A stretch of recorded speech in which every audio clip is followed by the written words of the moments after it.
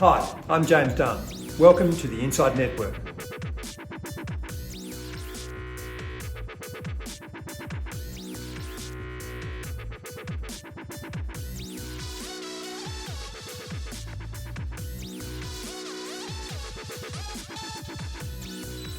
Joining us in depth today to discuss why yield is yelling at you and are you listening is Harry Sugiarto, Portfolio Manager for Intermediate Capital Group, ICG's multi-asset credit fund. Welcome, Harry. Thanks for having me. So yield is yelling at me. Am I listening? Should I be? You should be. Credit today is nothing like credit back as it used to be. I think credit has always been characterised as coupon clipping, a fixed claim, fixed upside, but all of the downside. And if investors wanted total return, all in yield, they had to think about equities as really their go-to asset allocation. Credit today is a very different price point, a very different opportunity set.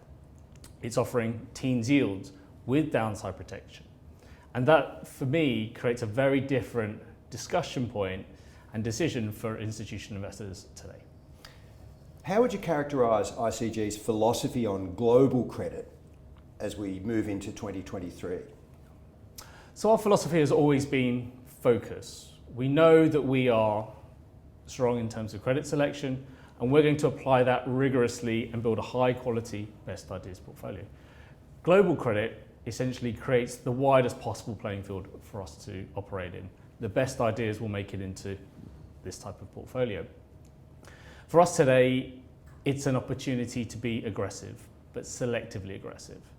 The yield environment has changed, but clearly there are risks out there on the horizon. If we are very focused on portfolio construction and we execute well, we're going to produce high quality returns. What is your opportunity set and what are the parameters and boundaries that you put on that? So we firmly believe that if you are investing your client's capital into a market, you better do it well, you better have capability. So we draw the lines around our opportunity set clearly where we have bandwidth and specialist expertise and know-how, and most importantly, an investment network. So for us, that means sub-investment grade loans and bonds in Europe and the US, CLO debt, and special situations investments. Would you characterise any part of what you do as opportunistic, or does that have connotations that really don't fit? Opportunistic can be used in any number of ways. Every strong risk-adjusted return, every misunderstood, misvalued investment is, to some extent, opportunistic. Where we think about opportunistic, I would associate it with liquid as well. So there are boundaries, as you asked, around the types of investments that we will put in a liquid credit portfolio. Within the entire opportunity set, how dynamic can you be in terms of asset allocation, which flows a bit from the opportunistic question? Yeah. The opportunity has to be there to be dynamic, and being dynamic for its own sake is perhaps counterproductive for investors' total return outcomes. We have been, for example, in April 2020, extremely dynamic, where we saw extreme dislocations between CLOs, loans and high yield. But when markets are benign, where conditions are relatively robust, there isn't necessarily a need to be dynamic. Actually stick to your knitting, focus on credit selection, and you'll produce still very good returns. So for us, it is very dependent on market condition, volatility environment, but for sure, when the opportunity is there, we're going to take it. What's the long-term value of credit in an investor's portfolio, and how's your total credit strategy positioned to provide this?